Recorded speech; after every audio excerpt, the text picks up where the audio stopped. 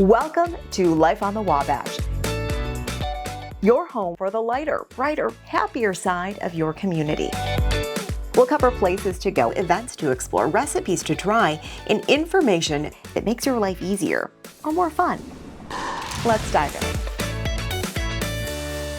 Good morning and welcome to Life on the Wabash. I'm Lindsay Vermis. And I'm Melissa Suarez. Our goal is to show you a new side of our community. Consider this a pathway to discover more fun facts, new businesses, upcoming events. This is also an educational effort. Boilermakers like Melissa are helping to produce this show while learning about TV production. Now for today's show, we're visiting Purdue's new Degas Collection. We'll explain why it's monumental in the art world, plus fall wedding trends. What to think about if you're planning your big day. Get ready for some music. Nelly Bly Band is here to perform. And a downtown barbecue restaurant with exciting plans for the space above. Life on the Wabash starts now. Take a close look. Does this style look familiar? This is a piece by French Impressionist Edgar Degas, and it's one of 74 that are part of a brand new collection here at Purdue University. We're getting a sneak peek of what we can expect, and I'm here with Erica Quam, the director of Purdue Galleries. Now, Erica, to say that this is a big deal would probably be an understatement. Can you give us a sense of the scope and the magnitude of this project? This collection is transformational for Purdue Galleries and Purdue University in general. This collection was given to us by Avram Gray, who's a Purdue alumnus from the class of '56 in mechanical engineering, and he and his wife were huge art lovers and collectors, and he really wanted to see this collection in particular out on display all at once, all 74. Why don't we come around this side? We'll take a look at some of these pieces. Tell us a little bit about what people should know about the artist. So Edgar Degas was one of the most famous French Impressionists, as well as, frankly, probably one of the most recognizable names of the art world, right? So these pieces are really interesting because they were never actually meant for public display. You probably know Degas' name from his 2D work, his oils and his pastels and his drawings. But he also dabbled in many, many different art mediums, everything from prints to photographs to sculptures. So the only sculpture that he ever made that was put on display was the little 14-year-old dancer, and it was put on display in the late 19th century, so 1889, 1890, and it was absolutely slated. People hated it, which is fantastic because it is now one of the most recognizable pieces of artwork, I think, of our time. But he actually did create many more sculptures to inform his 2D work, his paintings and his pastels. And you can see through these pieces how he worked through different poses to include them in those works. He was going blind, and by the end of his lifetime, he was entirely blind. So we think that he made these to kind of physically feel through his pieces. But after he died, his heirs found this collection, and these models were all made of clay and wax and basically anything he had lying around the studio, and then he built them onto armatures to have these different poses. And so when his heirs found these, they thought they would be beautiful as sculptures themselves. So they cast them in bronze, and that's what we have out on display here. And this is pretty rare in the art world. Absolutely. This is, we think, the only full display of all 74 of these sculptures that is currently on display anywhere in the world. This is the first time that they have a custom-built, purpose-built gallery for them. So as you're moving around, you can probably see that this is the old Sagamore room, transformed, of course. And we are very, very grateful to the College of Liberal Arts and to President Chang that we have this beautiful space. And that's what I was going to get to next, is talk to us about how much work went into this over the summer. Oh my goodness. So this has actually been something like an 18-month project. And it's really interesting because I know of nobody else who has done a purpose-built bespoke gallery for a collection of this magnitude. There was no guidebook for this. There was no roadmap. So I basically had to lean into what I do to inform how this gallery would be built. So the first thing I did, because Purdue is rich in resources, was I emailed our interior design faculty and I said, hey, does anybody want to design a Degas gallery with me? But I knew that I wanted the sculptures to look like they were the only important things in the room, that they were kind of floating and that you could access them from all angles. So what we tell our artists and exhibitors when we start building an exhibition is that you need to give at least 3 feet of space around each sculpture. And if you do the math, that is not easy for 74 sculptures. We had these purpose-built cases. They are bespoke. I designed them myself because I knew I didn't want them to look like tables, but I also didn't want them to look like big, white, clunky blocks. And as you walk in from the space, you can see a huge majority of the collection actually just looking. Nothing is blocking anything else. We wanted to make sure that they were at different elevations so you can kind of look through them. And once the lighting is in, it's just going to be this incredible space for these pieces. Bronze is a really interesting material as well because it really sucks the light. So when you're planning the lighting, you actually have to double or triple the number of lights that you would normally have, which just makes your budget go whoop. It's really been work across all teams to get this installed and finished, and I am ridiculously pleased with how it turned out. Well, before we wrap up, we have to sneak around the corner because there is a crown jewel that we're waiting on. Let's take a look over here. So, Erica, tell us what is going to be going in here. This is our case for the little 14-year-old dancer. Currently waiting on some finishing touches on the bespoke case. So she's not here yet, but we're very excited to install her. That wait is now over. The little dancer has arrived and the exhibit is officially open. You can visit Monday through Friday, 10 to 7. You might have noticed her artwork on the walls of the lobby in downtown Lafayette. Local artist Stacy Sivinski both creates with pages and writes her own. She's about to launch her first book. It debuts October 1st, and she's here to give us a demonstration of how she makes her art pieces and to talk about her novel. Yeah, thanks so much for having me. I'm really excited to talk about my physical art and the book. So the book pieces are kind of meant to reflect what I'm feeling, like when I'm writing a story or reading a story. So they're abstract, but the different textures and the way the book pages have faded make the different patterns stand out. So the first thing I have to do when I'm making a piece is outline like this. And then what I do is I pick about 5 or 6 different books that have aged differently and have different fonts and different textures, so they'll really contrast one another on the board.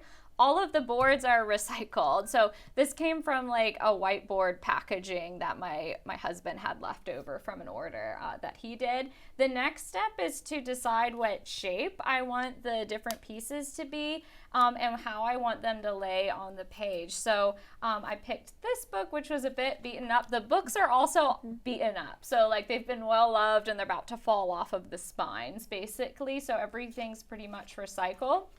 Then what I do is I make a template. So this is the template piece, and I will cut out a bunch of these little ones. These are just a few. Like each swirl will have probably 100 to 500 little pieces depending on how big I'm doing the piece. This is a mini piece. So the one that I did over the summer was 10 feet by 4. So I range in the sizes as well. But the next step is to just put a little hot glue. The gun is well loved, as you can tell, and then you just align it here. And the important thing is to just make sure all the indentations are aligned so that the pieces never lay flat and they're sticking up in different ways so that you do get that contrast between the different book pages and textures. Absolutely. Yes. Well, thank you so much for kind of giving us a small demonstration on how you do your art pieces. Let's talk about your book. Yes. So can you tell us what it's about? Yes, so it's about 3 witch sisters who run an enchanted tea shop in 19th century Chicago.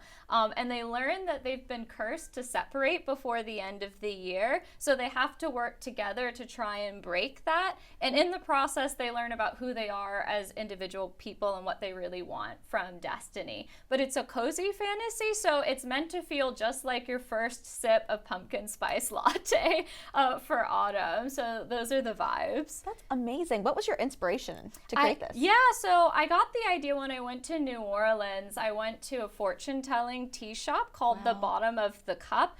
because I read tarot cards, so I was interested in other types of fortune-telling practices. And I learned about the history of the shop and got very interested in tea shops as popular spaces for women during the 19th century. And I just remember thinking like, oh, this shop would be so cool if they were witches and if it was enchanted. So that's how I got the idea for the book. That's awesome. Thank you so much. Coming out October 1st, you can catch her book just in time for spooky season. Catch her at her next event at Second Flight Books on October 11th at 6:30 p.m. For more information about Stacy, check out her Instagram here and her website where you can find her inspiration for her book, her art, and more. Looking for something fun to watch this weekend? It's time to talk movies, and more specifically, summer blockbusters you can stream now.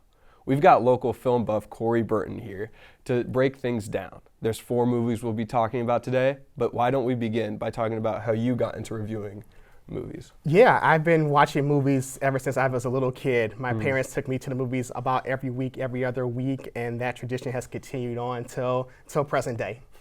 Do you remember a favorite film you had watching it with your family? I'll say probably Aladdin is one that I think about quite a bit. The classic Aladdin? Yes. Yeah, with Robin Williams? Absolutely. So good. Our first movie we're going to be talking about is Inside Out 2. It famously had grown adults crying in the theater from the portrayal of having anxiety as a kid.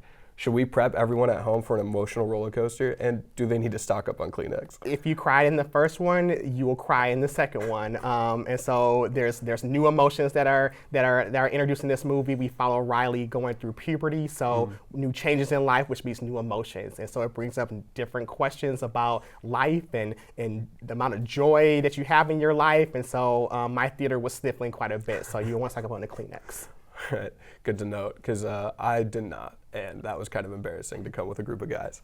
Our second movie we're going to be talking about is Twisters. It famously spun into our hearts this past July. It is a standalone sequel to the iconic 1996 film Twister, with a powerhouse cast and notable names such as Glenn Powell and Daisy Edgar Jones. What should fans of the original expect from the sequel? Yeah, so same as the original movie with tornadoes, you can expect more tornadoes, more inclement weather, a charismatic cast. I think Helen Hunt and Bill Paxton were great in the first movie, and the cast you just mentioned are just as great as well. They're fun to watch. It's a good blockbuster movie. There's thrills, there's chills, and there's some funny parts too. So if you left the original movie, I highly recommend checking out Twisters. Yeah, Glenn Powell has had quite the summer with films as well. Absolutely. And with, Anyone But You? Yes, and Hitman as well. Yeah, that's great. Our third movie we're going to be talking about is A Quiet Place Part 1. It is a prequel based on John Krasinski and Emily Blunt's film about a family trying to survive an apocalyptic Earth with aliens hunting them and being forced to live in silence. The prequel stars Lupita Nyong'o. Why should people see this film, Corey? Yeah, so if you were interested as to why the aliens landed or what happened on day one, this movie gives you that. So it takes place in New York, and so you are following a couple of characters who have their own motivations of what they're doing and trying to get to, and then this invasion hits. And they're learning as they go. The other movies, they kind of knew what the aliens were doing, and sound was an aspect. This movie, they don't know. So how do they maneuver through the city and survive without the aliens hearing them? Yeah, no, that's a terrifying thing to learn, that you have to be quiet in order to survive. Our last movie we're going to talk about is Fall Guy. It is a movie about how a big celebrity for a major motion picture goes missing, and the stuntman for the film, played by Ryan Gosling, is thrust into the middle of the mystery. Why should people be excited to watch this movie in their homes? I feel like this movie was the underappreciated movie of the summer. It was the first that came out, but not a lot of people went to go see it. If you're looking for a good summer blockbuster that has comedy, that has action, that has charismatic characters, this is the one to check out. I don't know much about the 80s film, but for this, it was nice to see the behind the scenes of Hollywood stuntmen and how they maneuver through things, and how the stuntman has to use his skills to actually apply them to a real life situation to save the day and solve this mystery that's going on. They also had like a massive promotional ad campaign with all the stuntmen coming in and doing crazy stunts at all the premieres and stuff. Yes, like that was great too. It was amazing. If you want more movie reviews, you can follow Corey on Instagram or connect with him on the app Letterboxd. Both handles are listed right here on your screen. Thank you for coming in, Corey. Thank you. Here's another film option for you. Purdue is entering the movie biz with Boilers to Mars. The short feature film follows the story of 4 fictional Purdue students. They have different majors and careers, but a singular goal, making it to Mars. The 10-minute film took the university more than a year to make. It hired actors for the key roles, used an Indiana production company, and produced students as extras. The university says the film is about more than recruiting. This effort is designed to reinforce a brand. This one runs deeper. We're aiming it at younger audiences as well to show them what's possible. You know, many of us know that we are the cradle of astronauts, but we want to hold that megaphone and yell a little bit louder on that. The premiere also included a photo installation and panel discussion. You can catch the film on YouTube and boilerstomars.com. Nothing sets the tone for football season quite like the smell of something delicious on the grill or the smoker. So we're coming to the pros today. We have Sarah and Jonathan McGregor of Revolution Barbecue here to spill the secrets. So Sarah, number one, if we're doing something at home on the smoker, any tips for us? First tips is one, you're going to be learning your smoker. I first like to start with my rub, what you want, like how you like to season things. Don't be afraid to use a little sugar because it's going to caramelize your meat. Remember, low and slow, season evenly, cover up. Don't be afraid to spray your meats throughout. And don't over season because it'll over dry your meats. So, yeah. At first it can seem a little bit intimidating. Does it take time? It takes a lot of time and patience. I always like to start with cheaper cuts of meat, play around a little bit because it does take a lot of learning.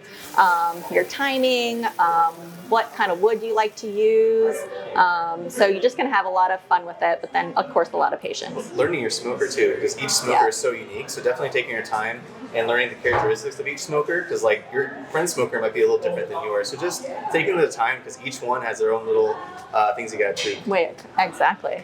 Yeah. If you had people coming over and you really wanted to impress them with something on the smoker, what would be your go-to? Oh my goodness. I think mine would be brisket. Yeah, so I'll have that going all day long. Yeah. Smoked duck, I like a lot. Ooh, revolutionary. Yeah. Smoked duck, beef ribs. Sarah brought me a beef rib and literally carried it on the plane and brought it back from Texas, and I cried a little bit. It was like the best thing ever. So for special occasions, I always love a beef rib. It always like reminds me of a fun time. So. That's why we have those here now too. So okay, one of our faves. Yeah. Outside the tips, we're also here because you have something big planned for the building. Can you tell us a little bit about it? Yeah. So my dad and I, we love renovating. We love building things and stuff. So like a lot of the furniture or tables, everything from the frames here, we've used like local sawmills and collaborated with them, and it just worked out great timing where the building next door went up for sale, and we were like, hey, we've experienced a lot of this before, and let's try to renovate, downtown a little bit and try to bring some new life into the space. So you can kind of see just how much I've already been busy at work here. We moved into the space, the back was all falling apart, and water was just gushing in, so that was our first project, was all new rafters, roof, rebuilding the wall there in the very back. Wow. It goes back quite a ways. So we got that done, we got electrical in, and so the next stages are up here. So upstairs, this has probably been abandoned since like the 80s, and so it's been quite a project here. So it'd be restoring windows, doing a lot of that stuff, and then another way for us to expand as a company is having event space in apartments above. So like the kitchen will start about right here.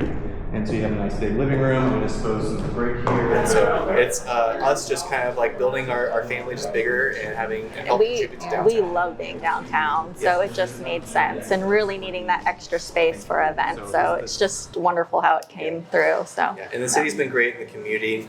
They've been very supportive. We're very excited too, especially with rebuilding the front, and met with the historical department and talking with them, and they're very excited too because we found an old picture of Model T car at what the building used to look like. Wow. And so, that's where a lot of our designs are coming from. And I think a lot of people are very excited about trying to bring more life into downtown.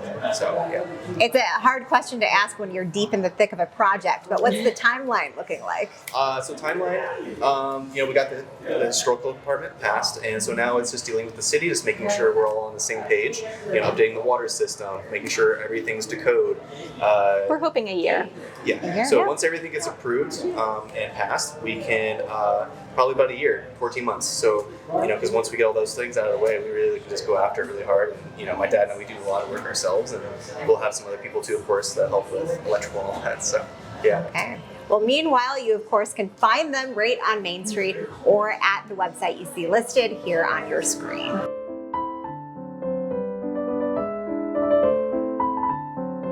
If you notice a lot of weddings on your calendar this time of years, that's for good reason. September and October tied last year as the most popular time for couples to get married. But can you guess the day most couples are choosing in 2024? Here it is, September 21st. That's according to Global Wedding Marketplace, The Knot. We caught up with event planner Ultra Martin of Hearst Oral Events to unpack that fun fact and to share some key advice. Of course, when we look at this, we are not telling couples that you need to get married on September 21st, but can you speak more generally about why fall is such an ideal time? Yeah, so traditionally in previous years, June has always been the big wedding month, and we're noticing within the last 10 years that the fall months are definitely taking precedence over the summer months as far as the most popular times of the year to get married. And I think that that is for a variety of reasons, but especially in our area, which is Indiana or the Midwest, the weather trends much better in the fall than it does during the summer and is much more predictable. Another great reason to get married in the fall is, of course, the foliage. We have the great color that starts happening in the mid to late October weeks, and a lot of people want to incorporate that into their aesthetic of their wedding. When I think of the beautiful wedding photos, the fall colors are always so huge. What else should couples be thinking about, and their family members, anybody who is helping them when you're choosing the date? Of course, you want to think about your schedule and the schedules of those loved ones that you're inviting to your event. So heavy travel times, vacation times, sometimes those don't work out great for our guest schedules. And so we want to incorporate that into our decisions when we're picking our dates. Sometimes there's some more practical reasons to pick one date over another, and traveling and where your guests are located is definitely one of those things to consider. So we're taking a look at some beautiful weddings and events you've coordinated at this point for inspiration. We see the magic. We don't always see the planning that goes into the work behind the scenes. So can you share a few fall wedding do's and don'ts with us that you commonly see couples struggle with? Why don't we start with the don'ts? Don't pigeonhole yourself into thinking that a fall wedding has to be that aesthetic of bright oranges and bright purples and those traditional fall colors that we always think of when we think of fall weddings, and using pumpkins and things like that. You can definitely go beyond the scope of what you think of as traditional fall decor. Another thing that I see our couples struggle with is selecting a venue that really lends itself towards the aesthetic that they want for that fall wedding. So if seeing that fall foliage is really important to you, picking a venue that doesn't have a lot of good outdoor space, that doesn't have windows to the outside that you're going to see that would be a area that I would really recommend very much paying attention to the venue itself and how it's going to lend itself to your ideal aesthetic if those foliage colors are really important to you to see.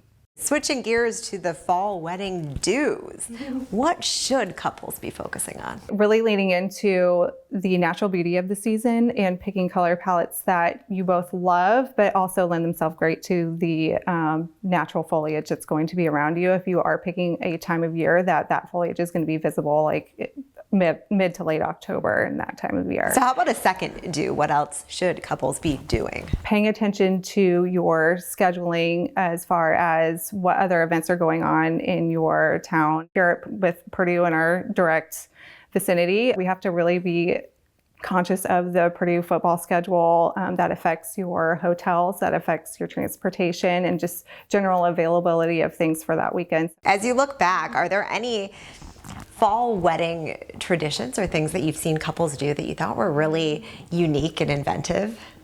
Yeah, I mean, we love all the fun fall activities that you can do and incorporating those into your wedding. So like s'mores bars, doing some outdoor activities like bonfires or campfires if your venue allows that. And if you're doing an outdoor ceremony, incorporating those like cozy blankets into your aesthetic, and then also for the comfort of your guests. I think there's a lot of those traditional fall things that you can really incorporate and bring a sense of that cozy feel of the season for your guests when they're attending your events. Thank you for sharing your talents with us, Audra. If you'd like to take a peek at what else Audra's been doing, you can find her on Instagram at Hearts Arrow Events and her website, heartsarrowevents.com.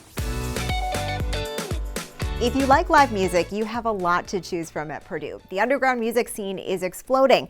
You can find multiple acts playing original music almost every weekend. So let's meet one of them. We have vocalist and rhythm guitarist Braden Goodell of the Nelly Bly Band here. Braden, let's start with the momentum we're seeing in the underground music scene. What have you been noticing as an artist? Just a ton of new people coming out to shows and a lot of new bands forming, writing their own music. And then all the music venues have been communicating as one to keep things really organized, and that's a huge benefit to everybody. Tell us a little bit about your band and the musical style. So style's a hard question for us. We kind of just write songs that we think are cool, and then we just kind of push those. We're big on original music. I'd say we're high energy rock with some punk elements in there. I was super curious about the name. I'm a former reporter, so Nellie Bly is meaningful to me. Where did it come from? So our drummer Van, him and his mom kind of came up with it when we were looking or trying to figure out a name, and they brought it in, and I really liked it because it was really original. I'd never heard anything like that before. Then we kind of read the story on Nellie Bly, and we kind of really liked that, so that's what we decided on. What's next for you? So we have a lot of cool things planned. So we've got a new EP coming out, hopefully here in the next couple months. And then hopefully, if everything goes well, we're going to have our first mini Midwest tour in December, hitting a lot of dates around Michigan, Indiana, Ohio. Earlier we saw some video of you on Slater Hill. Pretty big moment, I would think. What was it like? That was unbelievable. The amount of people there, the energy, it was absolutely amazing. Definitely the biggest show we ever played, and we felt like true rock stars that night. Well, of course, we want to hear, so why don't you set it up for us what you'll be playing? So we're going to be playing a song off of our most recent EP. It's called Summer Scars. Okay, here's a look at where you can connect with the Nelly Bly Band. Take it away.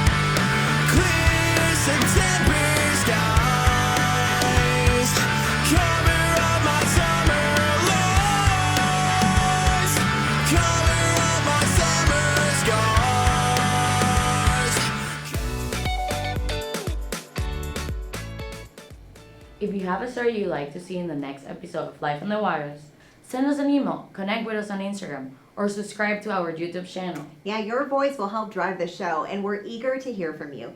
Here's when you can find us next. Until then, we encourage you to explore more, and have a happy Saturday. Brought to you in partnership with Purdue University Brian Lamb School of Communication and NBC 16 Lafayette, a Star City TV station.